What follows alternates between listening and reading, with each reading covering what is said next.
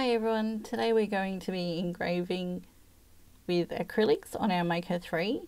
Firstly you'll need an engraving tool, which is number 41 tool attachment. You can buy these in one piece with the rotating housing, or you can buy the tool tip separately and put it on your existing rotating housing that you already have. This will need to go inside the B clamp on your Maker or Maker 3, and leave your pen attachment in A empty. We're working with 2mm acrylics. You can use 3 and less, so you can use 3mm, 2mm or 1mm acrylics. I've only used 2mm because most key tags are also 2mm. So as you can see, they're basically the same thickness, so 2mm. And some of the ones that you can get with the light housing, you can buy different colouring. It changes colours. A light housing with the acrylic that you can put in there and etch your design on there, and it will come through with light. So I can show you that a little bit later. I'm actually going to etch on this one here with the light. Most of the acrylics come, well, they should come with a 2-coating plastic cover that you'll need to remove. So ideally you want to remove the side that you're etching on, and then when you finish you remove the remaining other opposite side, just to keep your project protected. You'll also need a Cricut strong mat, which is the purple. If you are going to use another mat, also use blue painter's tape that you can get at your hardware store, or green painter's tape. Now I also use this on the strong mat just to be safe, keep your project tied down. So you want to basically tape anything you're doing down, especially like if you're doing metal engraving or acrylics or wood engraving. You also etching, you do want to use tape at all time. You can cut balsa wood too, so use painter's tape to hold down any of your projects. And so these are some of the stuff that I have done before. I just did this one and used acrylic paint markers. I don't know if you can see the blue, but I've gone over it and I haven't cleaned it properly yet. It's still got a lot of smudging on it from the paint, but I've gone over and into the colours and into the etching and wiped away the excess just to give it a bit more colour during the day. You can get these types of acrylic paint markers. I've got metallic here and I've got classic with like a variety of different colours. There's also other types that you can get, just different brands and that, pen paint markers, and just preference of trying different things. You can get acrylic inks, rub and buff type inks. You can get all sorts of stuff, and I'll just show you. Like basically you fill the ink, you shake it and you press down until the ink fills up into the pen, and you just write nicely with that. And basically you can put this on there, use your isopropyl alcohol, wipe it away the excess. And I need to give it a better clean, but I'm just letting it dry a little bit more before I clean any of the excess away, because I don't want to wash away too much of the colour.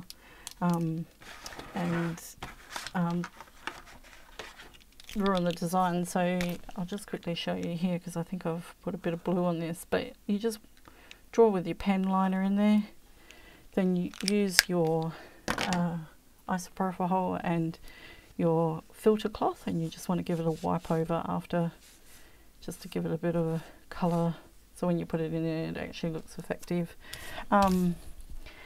So that's just preference of choice. You don't have to colourize it. You can leave them blank and use, like I said, a light pad and have the effective colours as well. But for sitting there without the light on, it gives it a bit of pizzazz. So I don't mind doing those kind of different extra things to make things look a little bit better. So you'll see that with this etching of love, you'll see that the outline is actually hollowed out the inside of the text, but yet on D&G Crafts it's actually filled in. As you can see from there, the love is actually hollowed out and the DG is etched in as a solid piece. So I'm going to show you quickly how to do that. And so I've got my name here with a dolphin because I love dolphins, and you can see that I've done my name. It is a cut image, so if I go to cut, drop down and change it to engrave, it actually hollows out just like it did with the word love. So that's actually going to cut all of that out on the outline, and it is not going to etch on the inside. So to get that effect that I have done here, where I've put Georgia as a solid, you need to, sorry, I'm just going to put that back into its original shape. You need to fill it, and the trick with that is using an insert with multiple little lines. So I've got an image here, and as you can see, there's lots of little lines in it. You can do this on Photoshop, or you can download if you search like Cricut fill-in font, or engraving filling in, hatchet is another word they call it. It's a filler that fills into the font, but you don't want to stretch that out too much, because the more that it's spread out, the less effective it's going to be on the actual design when it's etching. So, and you also want to rotate it a little bit. You don't want to have it straight line up and down. You want to have like sort of a crisscross effect. So I've now put my name in there that is etched, setting that on etch. So as you may recall, I've got Georgia and I've got it on engrave, and now I've put this over the top with my name, and I'm going to slice it. So I'll just take a second doing this, and once it's cut out and sliced my name, I'll show you. It takes a little bit to do because there's multiple little lines in it. We need to get rid of that, and just need to keep one of the inserts, like sorry, we'll get rid of that, one of the cuts. So as you can see, it has multiple little lines in my name, if you can see that on the G, and that's what it's actually going to etch. So this is why we do solid infills. So I'm just going to hide that because I don't need that, and I don't actually have the measurement of what this acrylic base is on my light base, so I really don't know what size this is. So I'll give you a bit of a trick, or a tip shall I say. Grab your mat and take it to the measurement and measure it this way. So it's 13 across and it is 18 down, so that gives me an indication to know how big it is roughly. You don't want to go over the edging, so you need to go back to your design and sort of muck around with it, play around with it, go to make it, see what you're at, and you can see here it's 13 by 18, so pretty much that's exactly how I want it. But I don't want to etch right on the edge of my mat because I do want to tape it down. So I'm going to bring it in to say 3 to 20 across to 15. So that's where I will now come back to my mat, and I will make sure that I have it in on 3 and 15 down to 20 Now, sorry, I've got stuff underneath. I'll just move that out of the way. So 3 to 15 down to 20. Now, as you can see, I've got like a tab there to insert it inside the base of my light base unit. So I don't really particularly want to etch all the way down there. And there's a guide here, which is not really a guide for you to etch with, but I'm using it as a guide. So I know, like, I don't want to go any lower than that. So really, I want to go 19 by 3, or 4 actually. I think I'll do 4 to 19, and then like I want to come in on 14. So looking at the image on our computer, I still feel like it might come a little bit too close to the edge. So just to be safe, I'm going to make sure that's all select and attach all of that. So the whole lot's attached, and I'm just going to shrink it down a little bit just to be safe, because the butterfly on Georgia is a little bit close to the edge, and I don't want to make the mistake of cutting that on the edge of the acrylic. So looking at this, I might make it a little bit bigger, sorry. And also I want to show you another little trick that's helpful, is that looking at my rectangle, it's actually set on pen, and I don't actually have a pen inside my maker. As you can see, I want to leave that as pen and empty, so it will draw a line so I know where I'm measuring it and where I'm guiding it on my actual mat. It's not going to put that line in there, so technically what it will engrave is that and that only.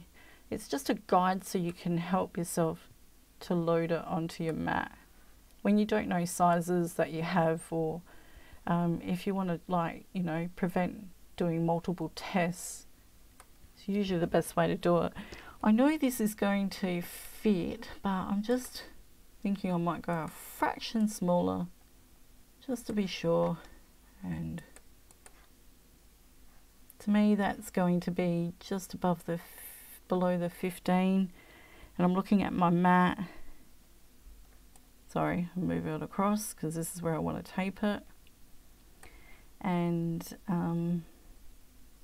it's going to be down at the 17, so I'm pretty happy that it's above that marker on my guide, and it's going to be okay on the side as well. So I do want to mirror this because I actually want it to etch on one side and then have the smooth side as the front and the etching on the back. I haven't actually tried it this way, but I was told it's more effective this way when you have the smooth side where it's not etched as the front. And from my examples of my projects I did do, I did notice that if you look at the D&G, you can actually see it looks better on the smooth unetched side than it does on the actual etch side. So that's why it's probably a better idea to reverse the image, like mirror it and then etch it. So I am going to give that a go on this one. We're just going to pull the acrylic off, and when I can, I've got nails and I still can't do it. Okay, you want to do it at the bottom of the base too, because you've got that tab insert, and it's really not going to matter if it gets scratched a little bit with your weeding tool. So I have just dug into it to lift it. There we go. And I'm just going to make sure I got all of that off. Did I there? Yep. Try not to put my fingers all over it. And rip that off. And like it's a super grip mat for sure. That's very strongly gripped down. So I've just cut some pieces of painter's tape, and I'm just going to, I ripped it in half because I've got a really wide tape roll of tape. So I'm just going to go right on the edge a little bit Try not to go too much on the actual acrylic, and I just put my fingers all over that, but too much on the acrylic, just enough to hold the edging, because you don't want it to engrave in the tape. But I did before on that round disc make a little bit of a mistake, and I didn't turn my circle template. As you can see, my circle template wasn't actually engraved on pen, it was on engraved, so I actually cut into that, and it cut a little bit onto my actual mat. So although those guides are very, very cool to help you align things, you've got to make sure you turn them off and turn it onto pen, because it won't matter if the pen's not in there and it uses the pen function, but you don't want it to engrave like I did. So I feel like I've got too far onto the acrylic there. Yeah, still once again I'm putting way too much on. I feel like I'm over as well. So I'm just gonna, as you can see, that's super strong. Oh geez. Okay, so I'll just put that over again a little bit and just lean over it. Make sure, there we go, that's a bit better. So like I said, tape it down. You don't want bits sticking up too much, because you don't want it catching on your machine. And I'm just putting that little bit on there. Just do it all around the edging. Doesn't have to be super fancy or 100% flattened down accurate, as long as you've got majority of it holding down, just to give it a little bit of support, protection, keep it in from sliding. Like I said, the mat is super sticky, so if you've got an old mat, then yeah, you want to go crazy with your tape and hold it down, that's for sure, so you don't have any sliding, and that bit won't matter if it's covered completely up, because that's not getting etched. Okay, so I'm feeling pretty confident that's in place, and it's all well. So I'm now going to load that into my maker, and I'm going to, as I've done, mirror it and continue. And then you want to go to your settings. So I have it on mirror, and you want to go to your browse all materials. You want to do your drop down and go plastic, and you want to go where are you, plastic. Okay, now it's going to make a liar of me. Okay, so let's just do that again. We'll go to, okay, this is having a great day of making a liar of me today.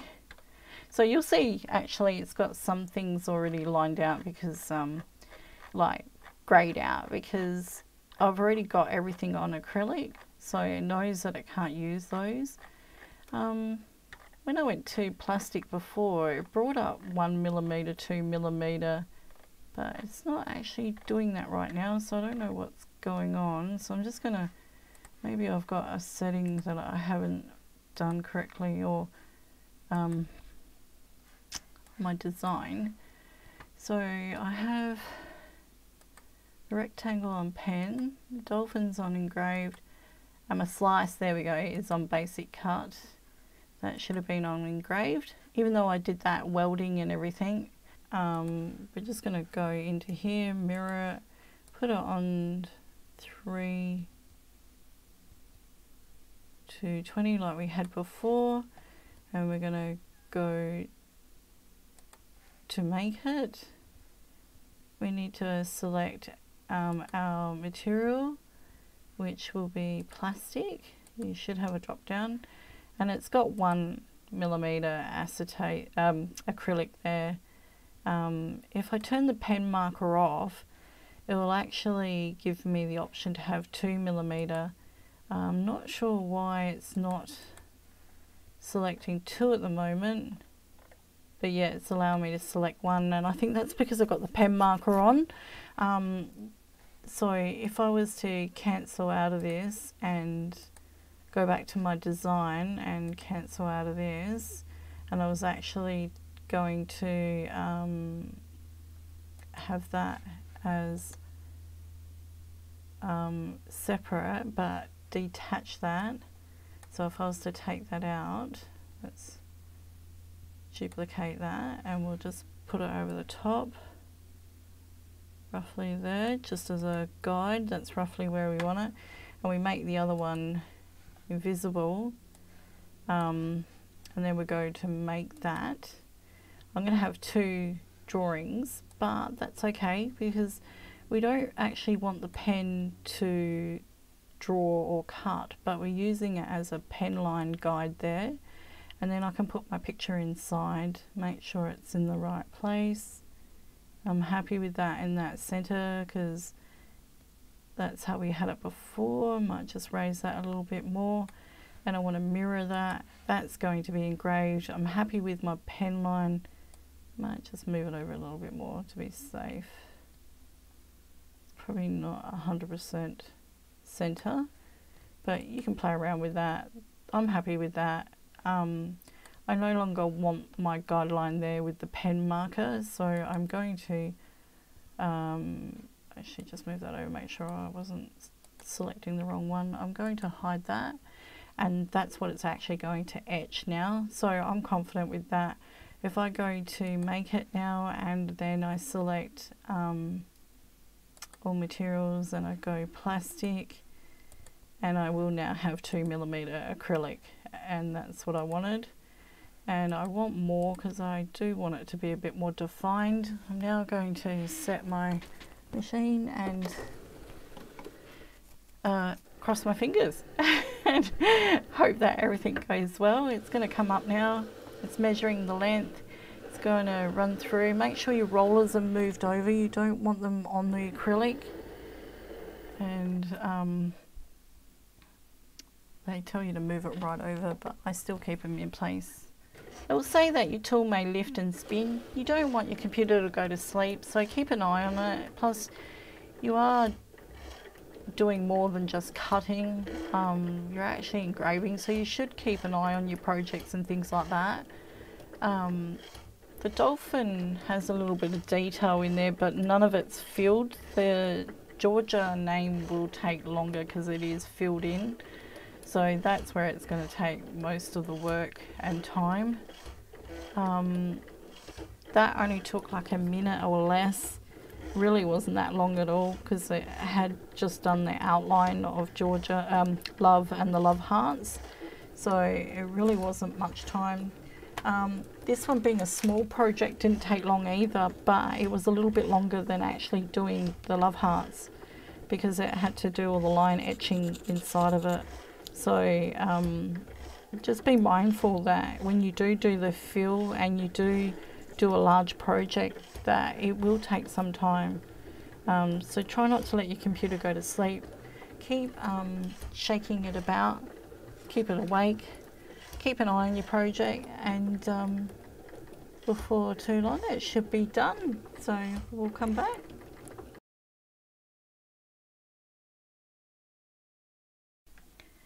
Okay, that took exactly 25 minutes.